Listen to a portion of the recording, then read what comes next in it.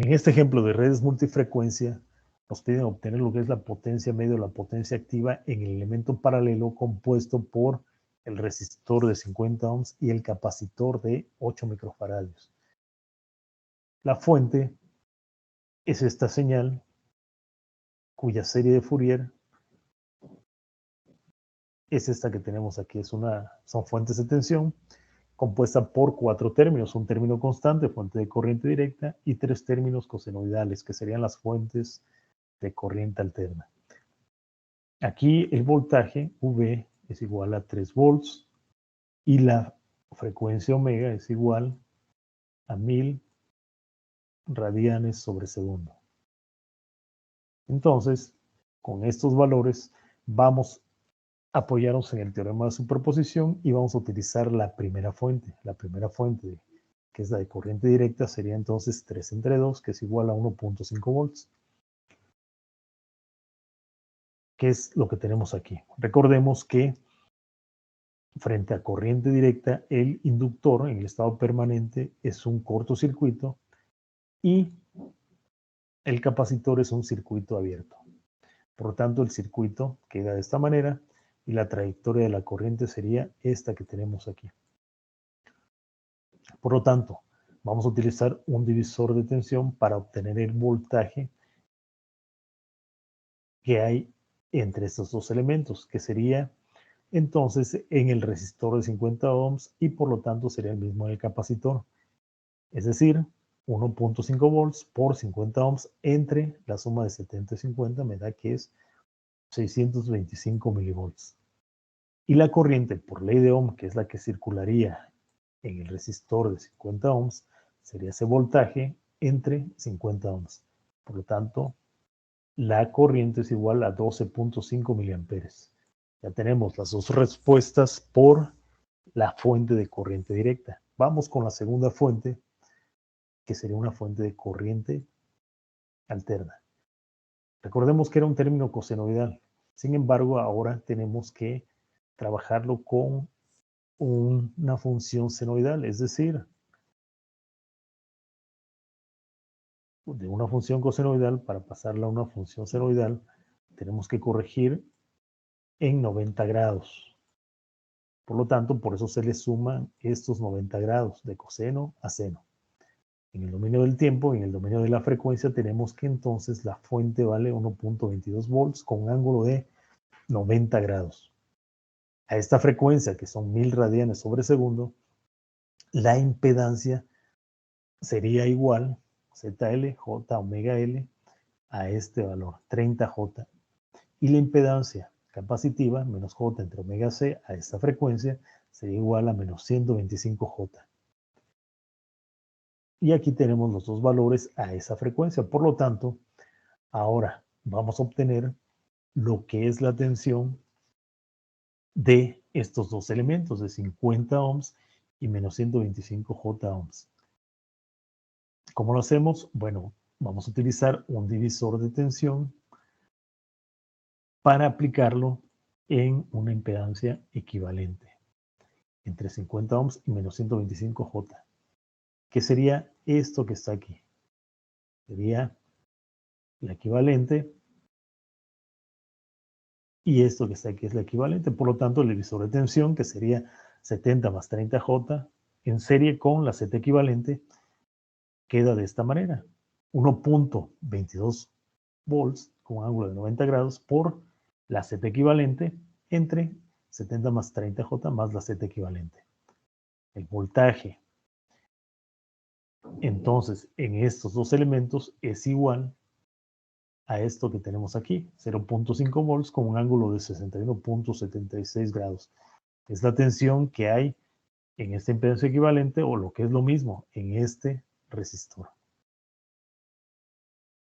Una vez que ya tenemos el voltaje, entonces podemos obtener lo que es la corriente en la impedancia equivalente, que sería la tensión entre la impedancia equivalente, es decir, entre 46.42 con un ángulo de menos 21.8 grados, que sería la impedancia equivalente, y por lo tanto la corriente que circula en esa impedancia sería igual a 10.8 miliamperios con un ángulo de 83.56 grados. Tenemos tensión, tenemos corriente con la segunda fuente. O la primera si nos referimos a las de corriente alterna. Entonces, vamos con la segunda de corriente alterna y se pasivan las otras. En este caso usamos esta segunda fuente que vale 0.135 coseno de 3000 t. Aquí no se ha corregido, pero aquí ya en el dominio de la frecuencia le aumentamos los 90 grados para decir que estamos trabajando con una función senoidal, es decir, 0.135 volts con un ángulo de 90 grados. La frecuencia es de 3000 radianes sobre segundo. Entonces, la impedancia del circuito, la impedancia inductiva y capacitiva a esta frecuencia sería para el inductor 90 J ohms y para el capacitor menos 41.66 J ohms. Los tenemos aquí, ya en el dominio de la frecuencia, y vamos a obtener entonces una impedancia equivalente para obtener lo que es la tensión y posteriormente la corriente. Para esto vamos a usar un divisor de tensión. Si observan, son los mismos pasos que hicimos con la primera fuente de corriente alterna de la serie de Fourier. Entonces es 0.135 volts con ángulo de 90 grados por la impedancia equivalente, esta de aquí, esta impedancia equivalente, entre 70 más 90J más la impedancia equivalente, puesto que está en serie. Entonces la tensión es igual a 38.7 milivolts con ángulo de 3.94 grados.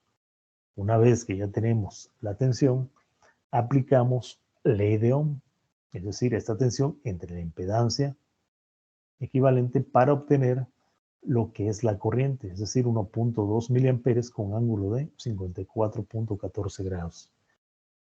Esto es con la segunda fuente de corriente alterna. Vamos con la tercera fuente de corriente alterna. En este caso sería este valor.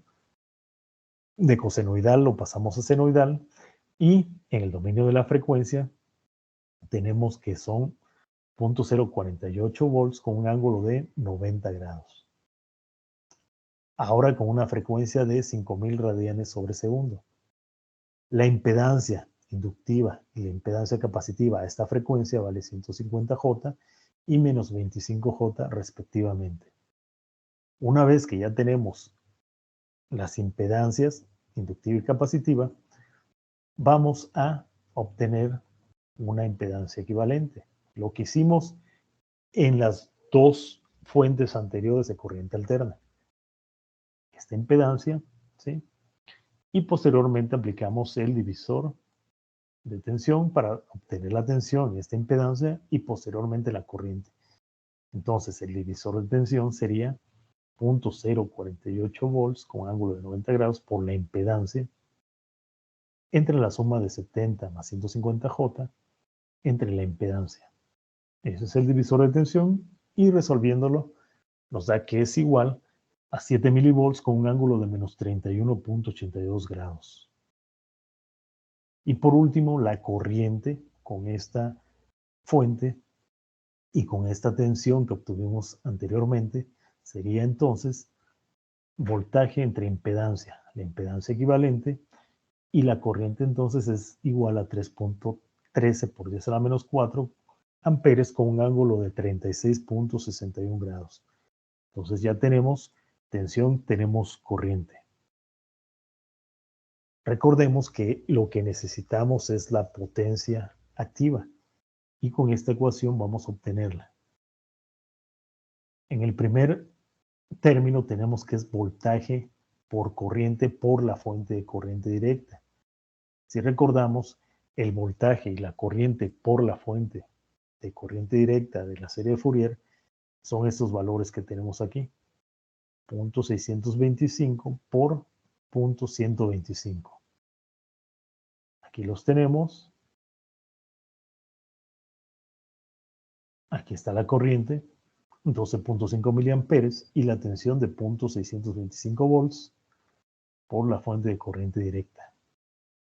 Y después más un medio que multiplica, en este caso, voltaje y corriente por las fuentes de corriente alterna por el coseno de la diferencia de los ángulos de voltaje y de corriente respectivamente.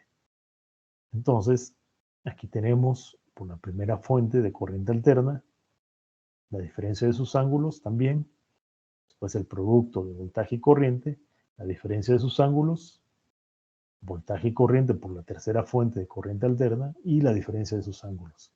Todo multiplicado por un medio. Haciendo operaciones tenemos que la potencia activa es igual a 10.3 miliwatts.